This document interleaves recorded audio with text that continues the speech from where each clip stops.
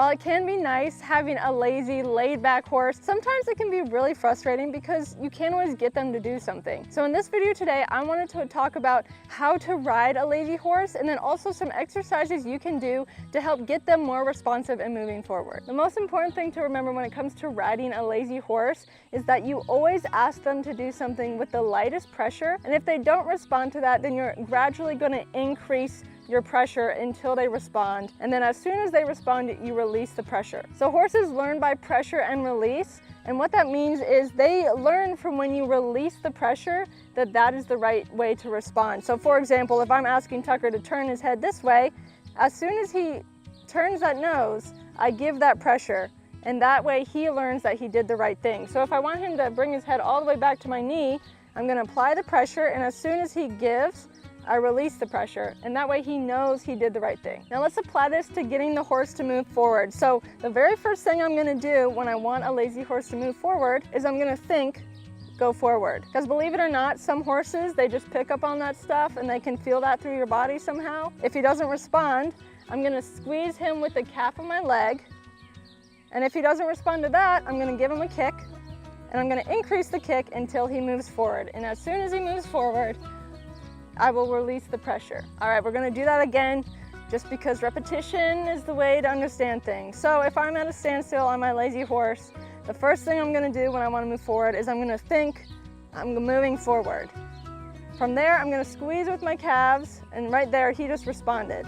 So as soon as he stepped forward, when I squeezed my calves, I released the pressure, I took my leg off of him, and I let him move forward. So the thing you don't wanna do when you're riding a lazy horse is automatically assume you need to use the hardest pressure on them. So what I mean by that is, if Tucker and I were standing here and I wanted him to move forward, the first thing I would do is I would just kick him as hard as I possibly can. And unfortunately, many people have that approach because they think that's the only way to get the lazy horse to move. Or if they have a riding crop, instead of asking the horse to move with their legs, they automatically just go to smack the horse on the butt to get the horse to move forward. The reason that's really not effective in the end is because by doing that and using the hardest pressure from the get-go, you're actually teaching your horse to respond to the hardest pressure, not the lightest pressure, the hardest pressure. So that means with me just squeezing my calves to ask him to go forward, I'm not actually teaching him to respond to that. I'm teaching him to respond to me kicking him as hard as I can. I know that a lot of times when you're riding a lazy horse, you feel like you constantly have to be kicking and squeezing with your leg. The reason you don't want to do that is, number one, you're just teaching your horse to ignore your leg at that point. So it's very important that you take the leg pressure away when they have responded correctly. We want our horses to remain sensitive to our legs, and if we have lazy horses, we want to teach our horses to be sensitive to our leg pressure. So there's two things to note about that. When you're asking your horse to move forward and you start with the light pressure of just thinking forward, and then you go to squeezing your calves, when your horse doesn't respond to you squeezing your calves, what you're going to do is you're going to release the pressure and take it away for a moment, and then apply a harder pressure where you may have to give them a kick.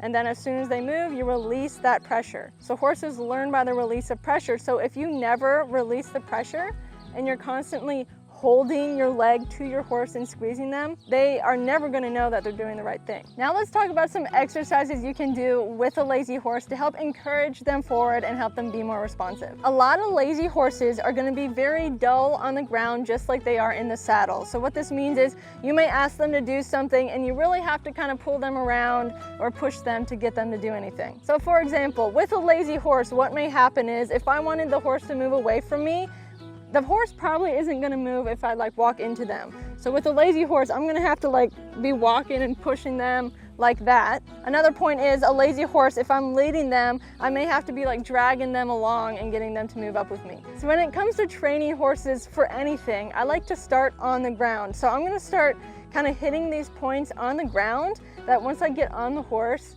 it's going to help out a lot. So we talked about when you go to ask your horse to do something, you always want to start with the lightest possible pressure, and then if they don't respond, you're going to gradually increase the pressure. So this starts on the ground.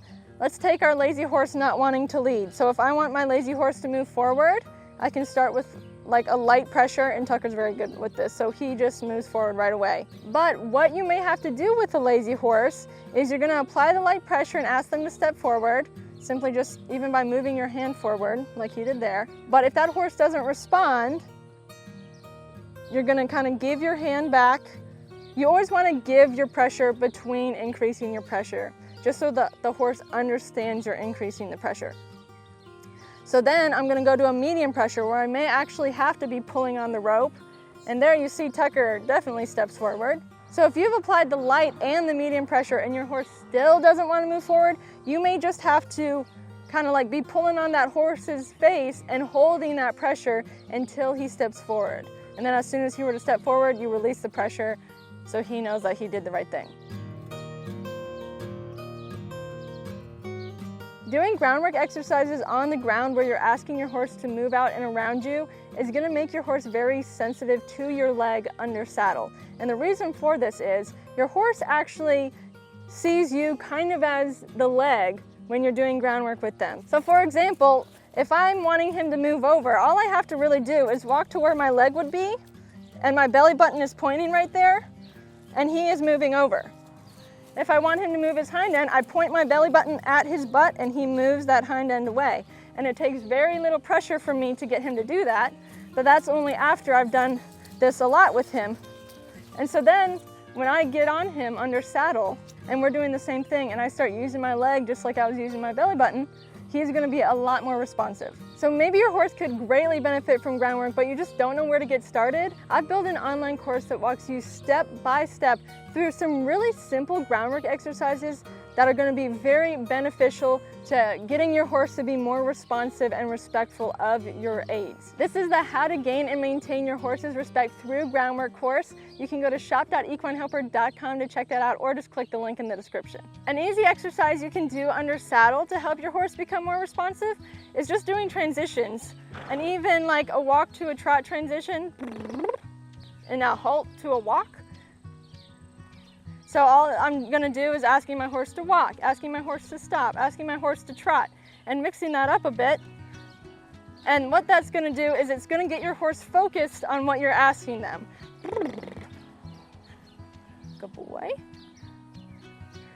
And that way they're just really paying attention to what you're doing. And hopefully as you do this, what's gonna happen is your horse is gonna become more and more sensitive to the aid because they're starting to expect it.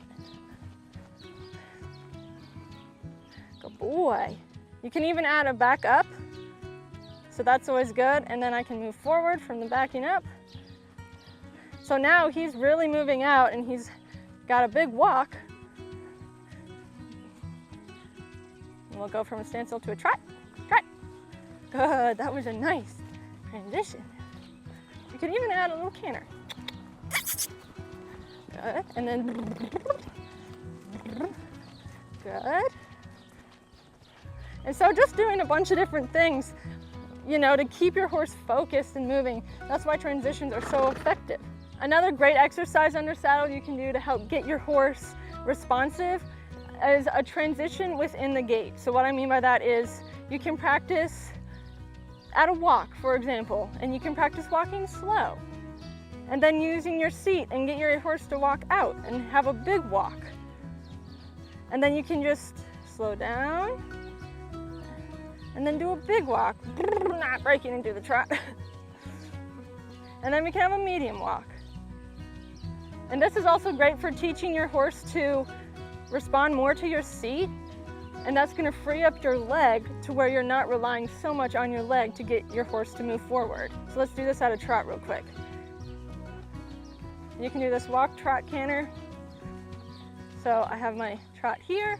Let's get a bigger trot so I can increase the speed of my seat. There. And then I'm going to slow down. Good. Another great way to help encourage your horse to be more forward and lively when you ride them is to just find what they like to do. For example, Tucker here, he loves to trail ride. And so we go out trail riding a lot, and that just keeps him a lot happier when I do ride him in the arena or we do have to go do something else. So sometimes being lazy and being dull is just a sign that your horse may be bored. So find what your horse likes and incorporate that into your routine. So if you have a lazy horse and you're looking for where to start, I would recommend starting with Groundwork. And once again, you can check out my course if you need help with that. It's at shop.equinehelper.com. The link is in the description. And if you found this video helpful, please be sure to give us a thumbs up and subscribe to our channel for more weekly horse videos.